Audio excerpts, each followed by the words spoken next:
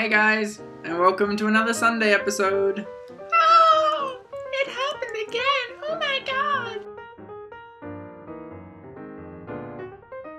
So as you guys know, my hair is red, and unless you're colorblind, you would know that this is not a natural red.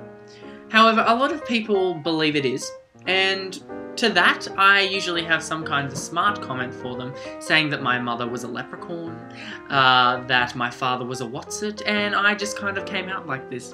But a lot of the time, I get a lot of anger towards my hair. I don't know why people believe that the color of my hair is a direct attack on their personal being, but apparently it is, and I am offending them by colouring my hair red. I don't know why this is. Maybe it's because it makes me look more flamboyant and I shouldn't be proud of that.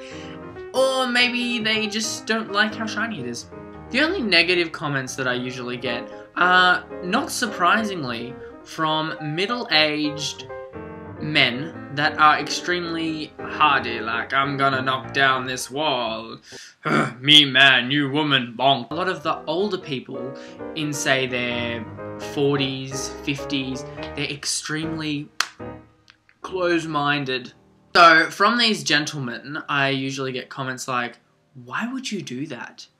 Or, this one's very common, what happened to your hair? And over the year, I have now developed a lovely little list of things to come up to say to them.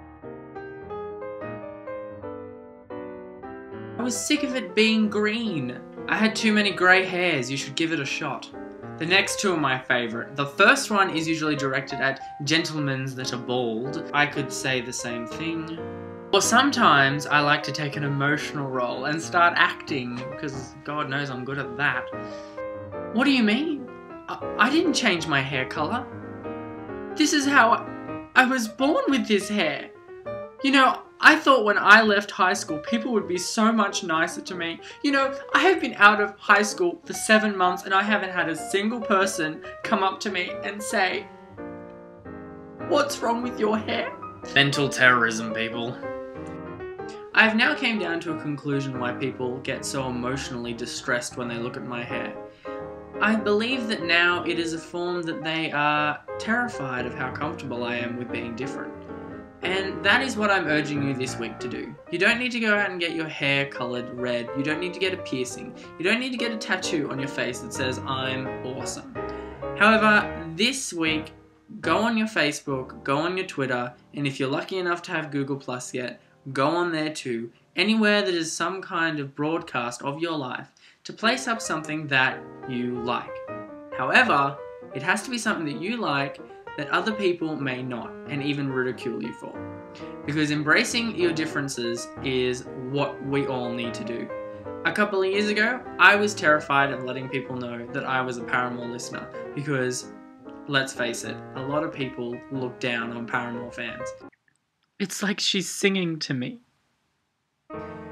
Yet, I kind of got over it. If you start letting people know the types of things you like, the kind of stuff that you enjoy playing, listening to, watching, and you know that others are going to ridicule you for it, if you just embrace those little facts about you, you become a massive individual, and you'll get a lot further in your life than you could possibly imagine, because you're not just copying the next person over. So guys, that's it for this week. Thank you so much for sticking with me. I'm sorry it was a little bit preachy and I didn't really have enough time today to make a funny-ish video. However, next week, maybe. Yay! I'll see y'all later. Make sure to hit thumbs up and subscribe, because who wouldn't want me in their everyday life? I can think of a few people.